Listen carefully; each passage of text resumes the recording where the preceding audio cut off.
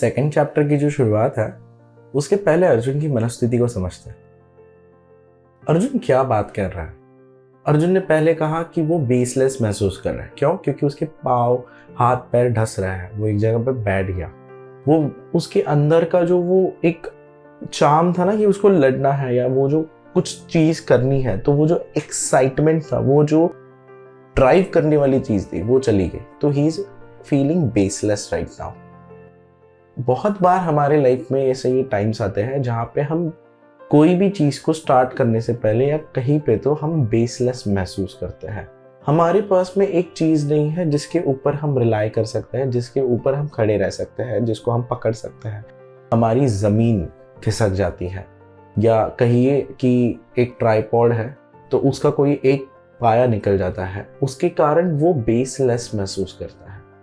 The moment ये चीज होती है, इसके बाद में हम डीमोटिवेट हो जाते हैं, हम डिप्रेस्ड हो जाते हैं। हमें क्या वो कर्म परफॉर्म करना चाहिए? नहीं। अर्जुन ने ये बात पहले कही। अब इसके बाद में ये बात जो है अर्जुन की, ये बात कहाँ से निकल करके आई?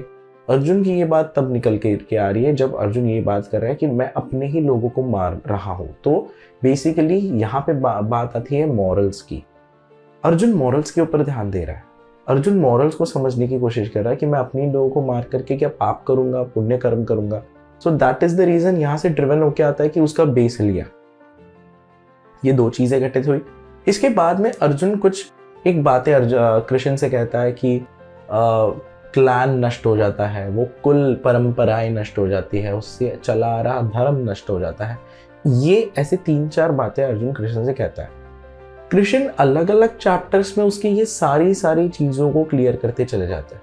यहाँ पे पहले कृष्ण अर्जुन को उसमें फिक्स कर देते हैं कि अर्जुन फिक्स क्या है, कौन सी चीज है जिसको रिलायबल तू रह सकता है। तो अर्जुन का कृष्ण बेस मजबूत करता है, उसको खड़े रहने के लिए एक बेस तैयार करते हैं अर्जुन को। तो चलिए कृष्ण की बात सुनते हैं, कृष्ण क्या कहते हैं। मैं यहाँ पे ये जो हमारी श्रीमद् भगवद गीता है, इसको एक सामने रख करके उसमें से रेफरेंसेस पढ़ रहा हूं आपकी अंडरस्टैंडिंग के लिए, और इसी को हम थोड़ा डिटेलिंग भी करेंगे। संजय बोला, राजन, दोनों सेनाओं के बीच में अवसादित अर्जुन को अंतर्यामी कृष्ण ने मुस्कुराते हुए कहा। ये मुस्कुराना कृष्ण का बड़ा इंपॉर्टेंट है। जो शोक करने लायक नहीं उसके लिए तू शोक कर रहा है, और ज्ञान की बातें भी कह रहा है। पहले तो वो उस कंडीशन में था कि वो बेसलेस महसूस कर रहा है, उसके बाद में वो कहता है कि ब्लड रिलेटिव्स को मार नहीं सकता, उसके बाद में वो कहता है ना बहुत सारी बातें कि पिंडदान की क्रियाएं कैसे होंगी, ये कैसे होगा, वो कैसे होगा। तो ये जो वो कारण दे रहा है, ये एक्चुअली कारण पंडितों जैसी बातें कर रहा है वो। तो बेसिकली इसीलिए कृष्ण उसको कहता है कि ये टाइम नहीं है तेरा ये सारी बात करने का, तो तू पंडित मत बन, तो ये ज्ञान की बातें मत कर। ही इज वेरी ब्लंट, इसीलिए कृष्ण ब्लंटली उसको कहते हैं ज्ञान की बातें भी कह रहे हैं। ज्ञानी तो शोक नहीं करते, ज्ञानी शोक नहीं करते, ना उनके लिए जो चले गए, न ही उनके लिए जो अभी नहीं गए। ऐसा कभी नहीं था कि मैं नहीं था, तू नहीं था, या ये राजा लोग नहीं थे, और भविष्य में भी ऐसा नहीं होगा कि हम सब नहीं होंगे। कृष्ण अर्जुन को ये बात बता रहे हैं। जैसे शरीर धारण करने वाले को बचपन, जवानी और बुढ़ापा मिलता है, वैसे ही नया शरीर, दूसरा शरीर भी मिल जाता है। इस विषय में धीर व्यक्ति भ्रमित नहीं होते। यहां पे देखिए अर्जुन को कृष्ण ये बात बताते हैं, focus on that fix. What is fix? What is fix? क्या तेरा शरीर फिक्स है? क्या ये मटेरियल मैनिफेस्टेशन फिक्स है? नो। इसके परे जो वो शरीरी है, जो इसको धारण करके जो नया जन्म भी लेता है, दैट इज फिक्स्ड। तो अर्जुन को पहले तो कृष्ण अलाइन करते इस स्थिति में कि देख तू नहीं मार रहा है किसी को, पहले तो ये जान ले। तो उसका बेस स्ट्रॉन्ग कर दिया अर्जुन का कृष्ण ने ये बता करके, देख कि फिक्स क्या है। अब मैं थोड़ा सा इसको आपको आपकी लैंग्वेज में एक्सप्लेन करता हूं। लेट्स सपोज कोई एक स्टार्टअप कर रहा है, कोई किसी कोर्स में एडमिशन ले रहा है, किसी पॉइंट पे लाइफ में कहीं पे आके रुक गया। उस समय पे हमें ये देखना चाहिए कि कौन सी चीज है जो फिक्स है, जो कभी बदलेगी नहीं।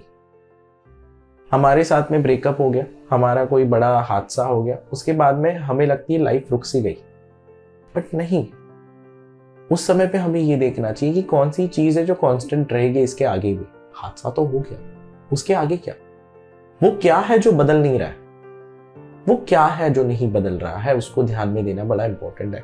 इसीलिए कृष्ण कहते हैं कि जैसे शरीर को, अब क्योंकि अर्जुन मान रहा है कि मैं मार डालूंगा तो केम खल्लास, उसके बाद में कुछ नहीं, पर यहाँ पे कृष्ण फिर उसको देते हैं, बताते हैं, यहाँ पे ज्ञान देते हैं कि देख जैसे तू, अब जैसे वो शरीर है, जैसे तू किसी को देख रहा है, उसको बचपन मिला, मतलब वो छोटा था, फिर वो जवान हुआ, यंग हुआ, फिर वो उसको बूढ़ा भी हो गया, अब जैसे वो लाइफ साइकिल से गुजरा वैसे ही उसको नेक्स्ट शरीर भी मिल जाएगा। तो इसीलिए तेरा मारना उसकी जर्नी को एंड नहीं कर रहा, वो तो निरंतर है, शाश्वत है, चलता रहेगा। तो पहले तो उसका बेस फिक्स हो गया, उसका कांस्टेंट हो गया। आप भी अपने लाइफ में देखिए, जहां पे हम अटक जाते हैं वहां पे हमारा फिक्स क्या है, उस फिक्स को समझना बड़ा इंपॉर्टेंट है, क्योंकि वो फिक्स, वो बेस है किसी भी बिल्डिंग का, ऐसा बेस है जो कभी बदलने नहीं वाला। वो बिल्डिंग के आरसीसी पिलर्स है जब वो, जो कभी बदलने नहीं वाले हैं। इसके आगे अर्जुन को कृष्ण क्या कहते हैं, ध्यान देना इस बात को। अर्जुन, गर्मी सर्दी के जैसे सुख दुख तो ज्ञान इंद्रियों द्वारा तन मात्राओं के स्पर्श से अनुभव होती है, आते और जाते रहने वाली ये अस्थायी है, इनको सहन कर, क्योंकि जिसको ये नहीं उखाड़ते वह सुख दुख में भी समस्थिति में बने रहते हैं, उसी धीर को अमृत प्राप्त होता है। This is very interesting. अभी मैं आपको इसको एक्सप्लेन करके बताता हूं, क्योंकि ये बड़ा इंटरेस्टिंग सा है। आपको गर्मी फील होती है, आपको सर्दी फील होती है, कैसे फील होती है? बिकॉज हमारी जो बॉडी है, उसकी जो स्किन है, उसका जो ये स्किन जो फील करने वाला तत्व है, ये फील करता है क्या गर्मी है क्या सर्दी है। अब ये क्या लाइफ टाइम फिक्स होता है क्या? नहीं, कभी गर्मी होती है, कभी सर्दी होती है, ये तो चेंज होता रहता है। वैसे ही मेंटल स्टेट में सुख और दुख, हैप्पीनेस तब होता है जब अपने हिसाब से कोई चीज होती है। तो जो चीज हो रही है, मान लीजिए किसी ने रसगुल्ला खाया, कोई मीठा चीज खाया, तो उसकी टेस्ट में वो मिठास आई तो उसको वो हैप्पी फील देता है। हर किसी का अपना अपना हैप्पीनेस का मीटर अलग हो सकता है, पर क्या वो कांस्टेंट रहता है? नहीं, वो भी चेंज होता है। कभी हैप्पीनेस आता है, कभी वो फील हैप्पीनेस वाला आता है, कभी वो फील सैड वाला आता है, सुख दुख, और ये जो फीलिंग्स है ये चेंज होती रहती है। तो कांस्टेंट क्या है? कांस्टेंट सेंसेस है। वेरिएबल क्या है? सेंसरी परसेप्शंस है। ध्यान देना, कांस्टेंट जो है वो सेंसेस है और वेरिएबल सेंसरी परसेप्शंस है। ये क्यों बता रहा हूं? मान लीजिए किसी का ब्रेकअप हो गया, किसी का हार्ट बड़ा ही सिंक हो रहा है, किसी के लिए कि वो इमोशनल लेवल पे पहुंच गया है वहां पे, या कोई ऐसे हमारे साथ में हादसा घटित हो गया जिसके कारण हमारी लाइफ चेंज हो गई। पहले भी क्या था? हमारे 5 सेंसेस थे। अब भी क्या है? हमारे 5 सेंसेस है। आगे भी क्या रहेंगे? हमारे 5 सेंसेस रहेंगे। इस लाइफ टाइम की बात कर रहा हूं, इस एक लाइफ टाइम। चेंज क्या हो रहा है? Sensory perceptions. वो हादसा उस सेंसरी परसेप्शन का एक प्रतीक है, वो चेंज हो गया। अब नेक्स्ट सिनेरियो आएगा, नए सेंसरी परसेप्शंस आएंगे, उसका नेक्स्ट सिनेरियो आएगा, तब और नए सेंसरी परसेप्शंस आएंगे। इस चीज में हमें ये ध्यान देना बड़ा इंपॉर्टेंट है कि what is fixed, what is not changing. हम जो देखने वाला भाव है, जो हम है, जो फील कर रहे हैं, जो ऑब्जर्व कर रहे हैं, दिस इज नॉट चेंजिंग। इसको अगर हम जान लेते हैं तो गड़बड़ नहीं होती। इसका मतलब क्या है? कृष्ण आगे कहते हैं कि आते और जाते रहने वाली ये अस्थाई है, इसके बारे में हमने डिस्कस किया। इनको सहन कर, इसको सहन कर, सहो। सुख भी आ रहा है सहो, दुख भी आ रहा है सहो, क्योंकि जो इन सेंसरी परसेप्शन से गड़बड़ नहीं हो जाता ना, वह सुख दुख में भी इक्विलिब्रियम में है, वो एक न्यूट्रल गेयर में है। वो जो हमारे ब्रो टाइप्स दोस्त होते हैं, कोई बात नहीं यार, हो गया, ठीक है, it's fine, let's move on man, are you crazy, let's move on, take a chill pill, ये टाइप्स बड़ा इंपॉर्टेंट है ऐसा लाइफ में। ये वाला तत्व भी हमारे लाइफ में, हमारे अंदर में आना। यहाँ पे मैं एक प्रो टिप दूं, जब भी मन सिंक होता है ना, एक लंबा सांस लो, छोड़ दो। शैंग-ची मूवी मैं देख रहा था, मार्वल की शैंग-ची मूवी, उसमें एक पॉइंट आता है जहाँ पे बहुत सारे जो मॉन्स्टर्स है अचानक से आ जाते हैं। तो वो जो एक हीरोइन है, वो हीरोइन थोड़ी सी डर जाती है वो सब कुछ देख करके, क्योंकि वो भी युद्ध में खड़ी है। ध्यान देना, इसीलिए मैं कहता हूँ कि यार यही सारी रिलीजियस मूवी है। Marvel is a religious movie, I believe. तो इसीलिए वहां पे ना वो जो लड़की होती है, वो लड़की ना थोड़ी सी डर जाती है उन सारे मॉन्स्टर्स को एक साथ आते देख। तो वहां पे ना जो उसके साथ में खड़ा होता है वो कहता है टेक अ डीप ब्रेथ, और वो डीप ब्रेथ लेती है, और तब मैं भी डीप ब्रेथ लेता हूँ।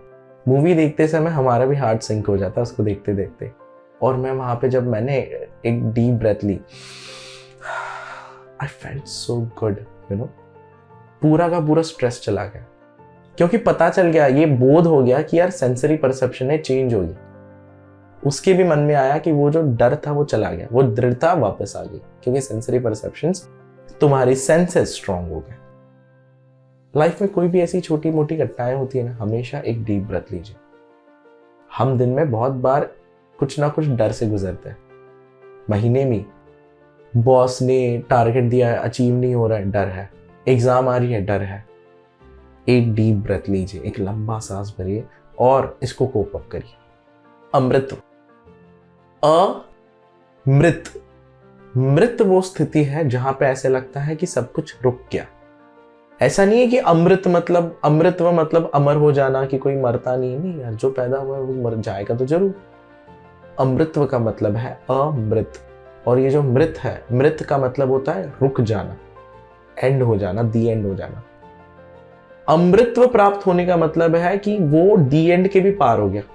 अब देखो ना, आप लॉजिकल है बहुत ज्यादा कि यार पहले में अगर कृष्ण कह रहा है कि अगर कांस्टेंट को तुम ध्यान दोगे, कांस्टेंट को पकड़ के चलोगे तो तुमको अमृतत्व मिलेगा, मतलब तुम डी एंड से डरोगे ही नहीं, क्योंकि अब तुम उसी लय में चल रहे हो ना, उसी एक रिदम में चल रहे हो, right? That is very important. I hope आपको ये आज का कंटेंट अच्छा लगा हो। Let's go on and check आगे कृष्ण अर्जुन को कैसे, अब तो कृष्ण ने अर्जुन को ये बात बताई, इसके साथ में अर्जुन को कृष्ण बताते हैं कि यार now since you have understood what is constant, अब इसको तो हुक कैसे करेगा, मतलब उस कांस्टेंट को पकड़ेगा कैसे ताकि तेरा बेस ठीक हो जाए। Let's go on to the next chapter. धन्यवाद।